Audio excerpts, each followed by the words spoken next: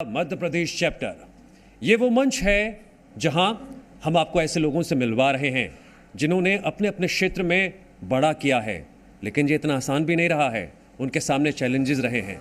वक्त और हालात ने उन्हें किस तरह से मजबूत किया और किस तरह से उन्होंने आसमान छुआ। आइए ऐसी कुछ और मेहमानों से चर्चा करते हैं। और अब मैं मंच पर बुलाना चाहूंगा कल्प वृक्ष डिवाइन सोशल वेलफेयर सोसाइटी की चेयरमैन डॉक्टर गरिमा वैश्य जी को मंच पर। प्लीज मैम मंच पर आइए, आपका बहुत बहुत स्वागत है। और अब मैं बुलाना चाहूंगा देवी अहिल्या कैंसर हॉस्पिटल इंदौर के डायरेक्टर डॉक्टर अजय हाडिया जी को। डॉक्टर अजय हाडिया जी मंच पर, आपका भी बहुत बहुत स्वागत है। आइए। और इस पैनल में हमारे तीसरे मेहमान हैं संपूर्ण सुडानी डायग्नोस्टिक्स क्लिनिक के senior consultant radiologist and MD doctor Rajendra के सुडानी जी। डॉक्टर राजेंद्र जी, आपका भी मंच पर बहुत बहुत स्वागत है। आप जिंदगी में क्या करना चाहते हैं? सक्सेस और फेलियर, इसके बीच जो लकीर होती है उसे कैसे पार पाना है और सक्सेस की तरफ आगे बढ़ना है। प्लीज दर्शकों, मेरी आपसे एक रिक्वेस्ट है, सीखिए उन लोगों से जो आपके बीच में मौजूद हैं और वो लगातार पॉजिटिव अप्रोच के साथ, एक मॉड्यूल के साथ, रोड मैप के साथ काम कर रहे हैं। लेकिन ये रोड मैप हो या मॉड्यूल हो, उन्होंने अपनी जिंदगी में कैसे उसे आगे बढ़ाया है, आज सक्सेस मीटर उनकी लाइफ में कैसे आगे बढ़ता चला गया, ये हम उनसे सीखेंगे। और मेरी सहयोगी कोमल अब सवाल जवाब का सिलसिला शुरू करेंगी और जानने की कोशिश करेंगे how to get success and उसको कैसे मेंटेन रखना है। कोमल। शुक्रिया दिव्यांश। और पैनल की शुरुआत करना चाहूँगी, उससे पहले हम तीनों मेहमानों का स्वागत करते हैं इस मंच पर। जैसा कि नाम है new building India Madhya Pradesh chapter, प्रदेश में कहाँ कहाँ क्या क्या हो रहा है, आप लोग ने जैसे शुरुआत की थी वो शुरुआत कैसी रही? क्योंकि होटल मैनेजमेंट को लेकर बहुत सारी चीज़ें रहती हैं, लोगों के मन में बहुत सारे सवाल रहते हैं कि कैसे आगे बढ़ा जाए इस क्षेत्र में। चुनौतियाँ बहुत सारी होती हैं, आपने भी चुनौतियों को पार किया ही होगा और अभी भी बहुत सारी चुनौतियां होंगी। तो आज के वक्त में अगर 2026 में होटल मैनेजमेंट को लेकर अगर मैं इस क्षेत्र में चुनौतियों की बात करूं तो वो कौन कौन सी बड़ी चुनौतियां होंगी? सबसे पहले तो जो अब आजकल सबसे ज़्यादा लाइट, पानी के बिल सब बहुत महंगे होते जा रहे हैं। सब कुछ कंपटीशन बहुत बढ़ता जा रहा है। हर जगह ऑनलाइन प्लेटफॉर्म्स पे भी जब भी अगर हम बुकिंग्स वगैरह करते हैं तो वहाँ पर परसेंटेज कमीशंस भी बहुत ज़्यादा है। दूसरा, वुमेन एम्पावरमेंट, स्किल्ड लेबर सब मिलना बहुत मुश्किल होता है।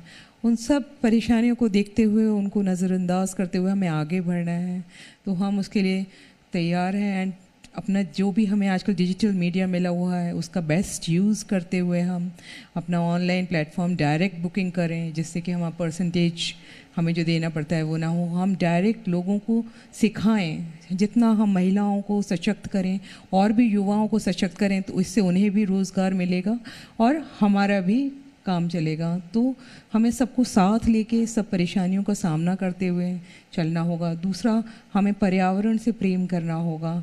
हम इको फ्रेंडली तरीके अपनाएं, सोलर पैनल्स लगवाएं, तो हम एक राष्ट्र को बिल्ड करने में भी सहयोग करेंगे, विद्युत भी बचाएंगे और आगे भी बढ़ेंगे।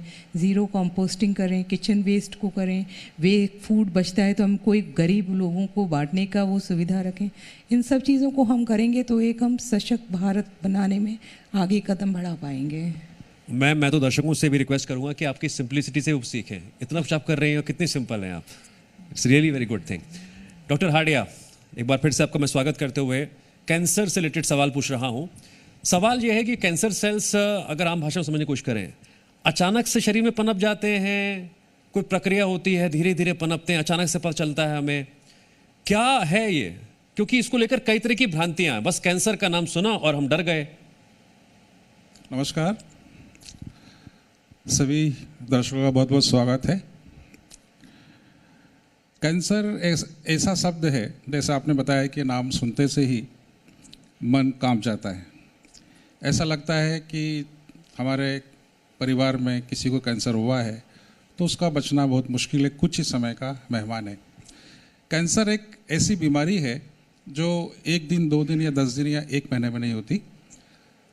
कैंसर जैसी घातक बीमारी हमारे शरीर में 1 साल या 2 साल पहले से हमारे शरीर में प्रवेश करती है और हमें वो पहले से अल्टीमेटम भी देती है, इंगित भी करती है कि हमें जब किसी प्रकार की शिकायत होना चालू होती है।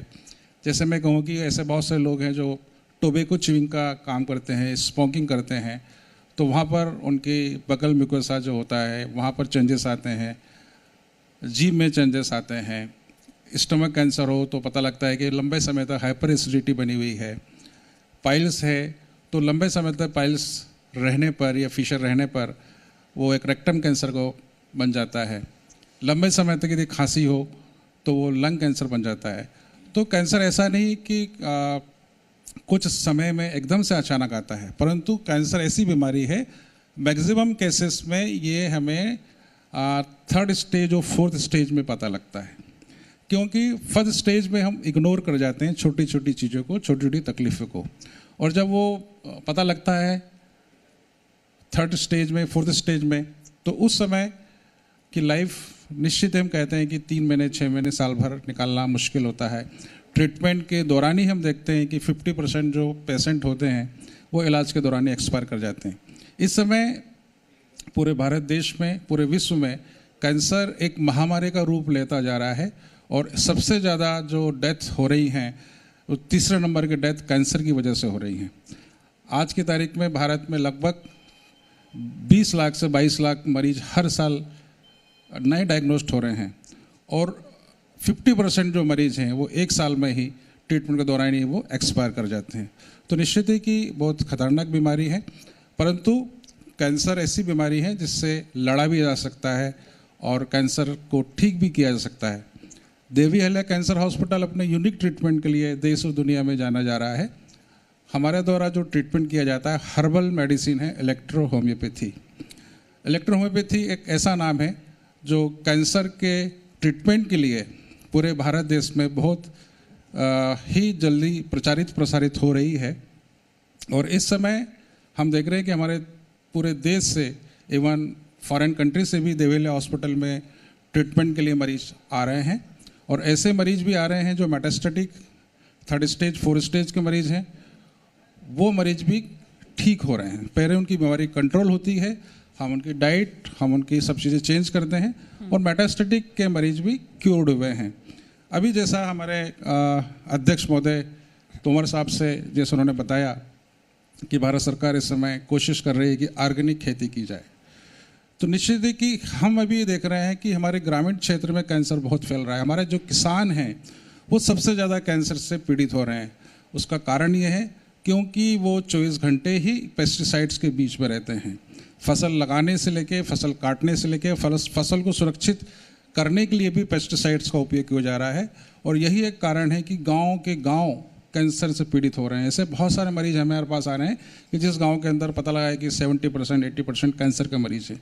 तो ये बहुत ही सोचने की बात है कि कैंसर इतना क्यों फैल रहा है, और उसका जो हम ये मानते हैं कि नोन कारण पेस्टिसाइड्स है, और अननोन कारण तो फिर बहुत सारे हो सकते हैं। चलिए, बहुत अच्छी बात है कि आप हर चीज़ पर बारीकी से ध्यान देते हुए आगे बढ़ रहे हैं, और कोशिश ये है कि जो कैंसर नाम का डर है उसको ख़त्म करने की भी कोशिश कर रहे हैं। मैं लौटूंगी। मेरा सवाल डॉक्टर आर.के. जी आपसे रहेगा।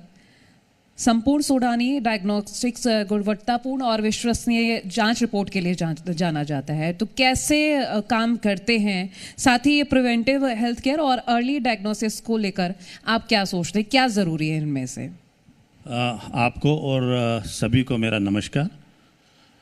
संपूर्ण सोडानी डायग्नोस्टिक क्लिनिक मैंने 1991 में शुरू करा था, सो इट इज़ 35 ईयर। 35 सालों में टेक्नोलॉजी में भी बहुत सारे चेंजेस आए हैं, और लोगों के विचारधारा में भी चेंजेस आए हैं।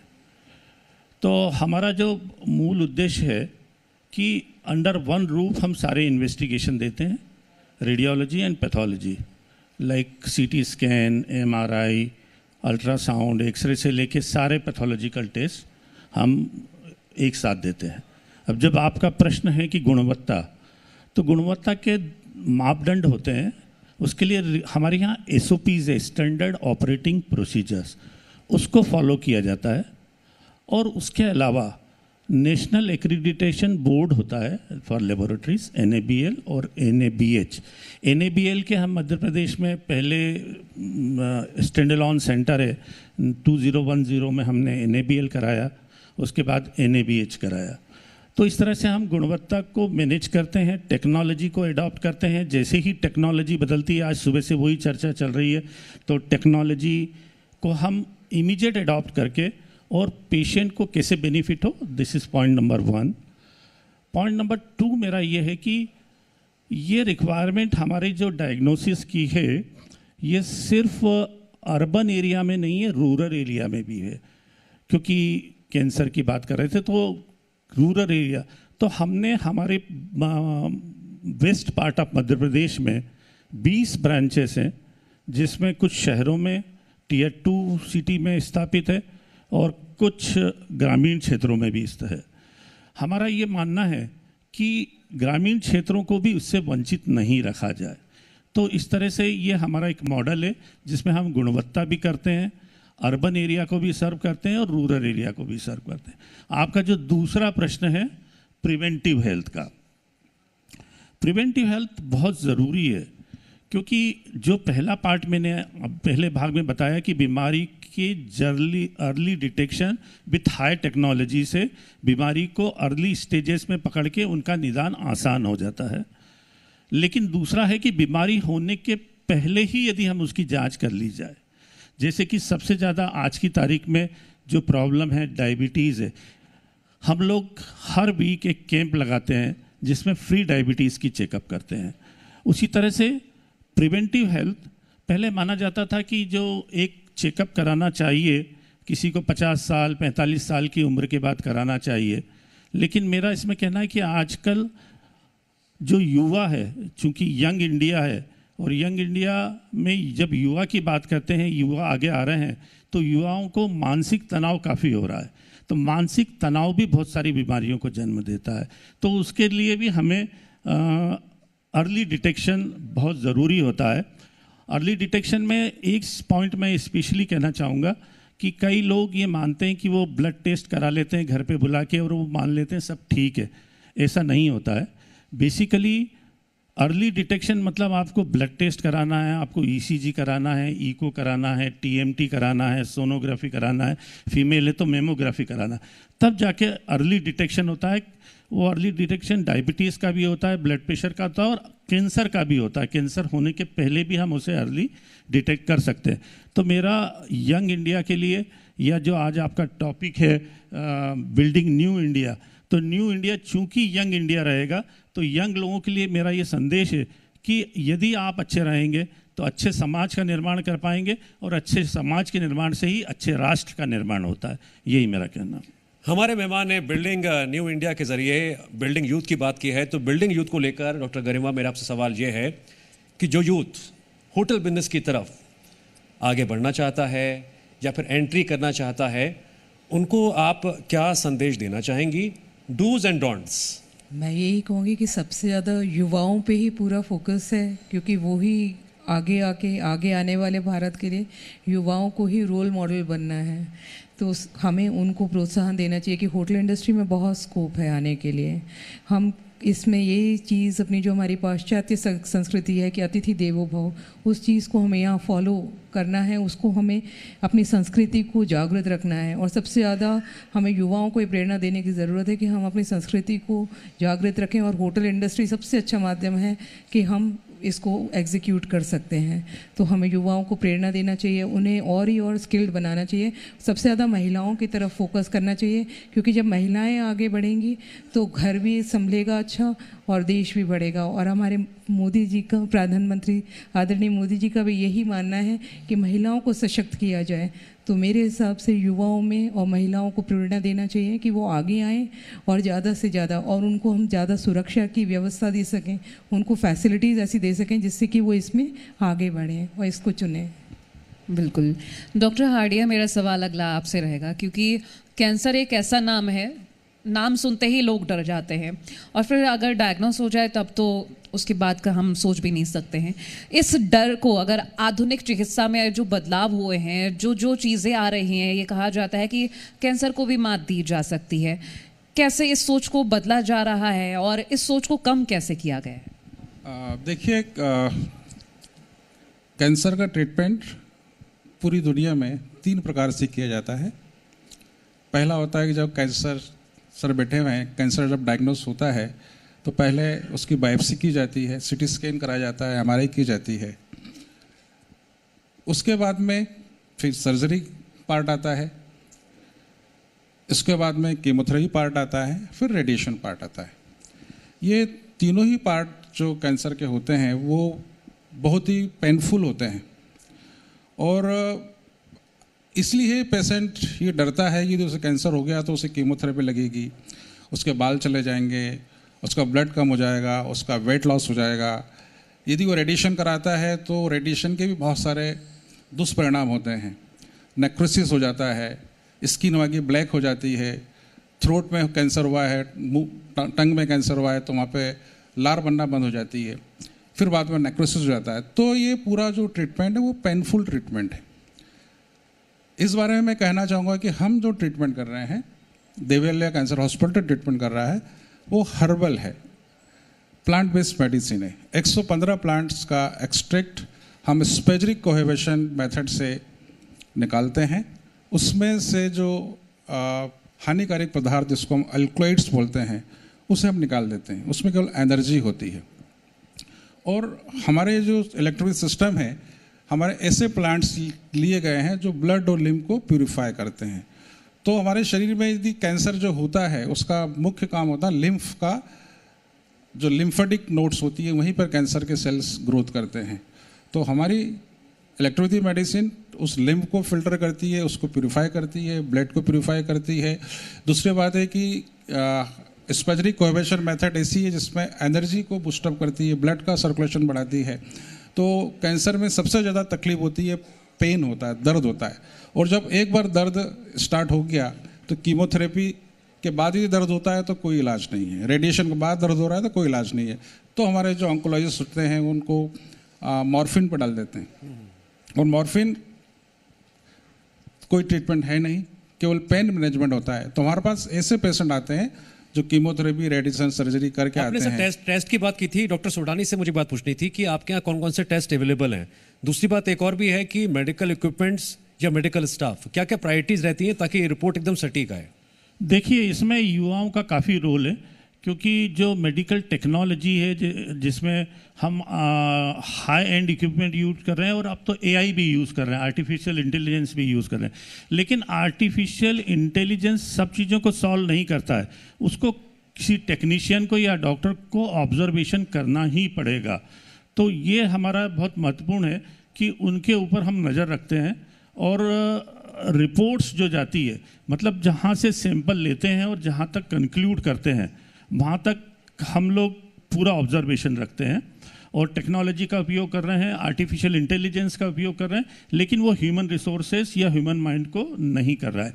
जहाँ तक युवाओं का है, यदि वो इस क्षेत्र में अपना भविष्य चाहते हैं तो बहुत अच्छा क्षेत्र है।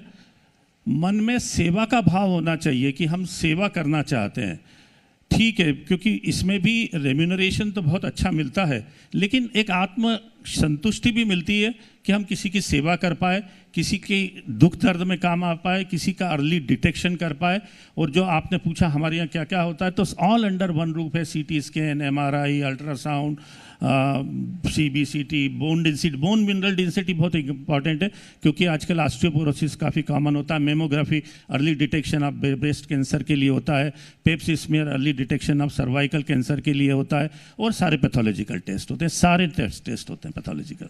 आप तीनों से बात करने के बाद एक बात तो मैं दावे के साथ, समस्या से समाधान की तरफ, तीनों आप बेस्ट एग्जाम्पल हैं इसके। तीनों के लिए बहुत जोरदार तालियां और आप तीनों को बहुत बहुत शुभकामनाएं। जो आज कर रहे हैं कल और बेहतर करें। बहुत बहुत शुक्रिया। Over to you Komal. Thank you Divyansh, और शुक्रिया हमारे मेहमानों का भी, क्योंकि वाकई अगर हम मेडिकल क्षेत्र की बात कर रहे हैं, क्योंकि कैंसर हॉस्पिटल की हम बात कर रहे हैं, तो कैंसर नाम ही ऐसा है जिससे लोग डर जाते हैं। होटल मैनेजमेंट की हम बात कर रहे हैं तो होटल मैनेजमेंट को लेकर लोगों के दिमाग में बहुत सारे सवाल आते हैं कि कैसे आगे बढ़ा जाए। तो ये बहुत सारी चीज़ें हैं जिनको हमने आपको बारीकी से समझाने की कोशिश की है।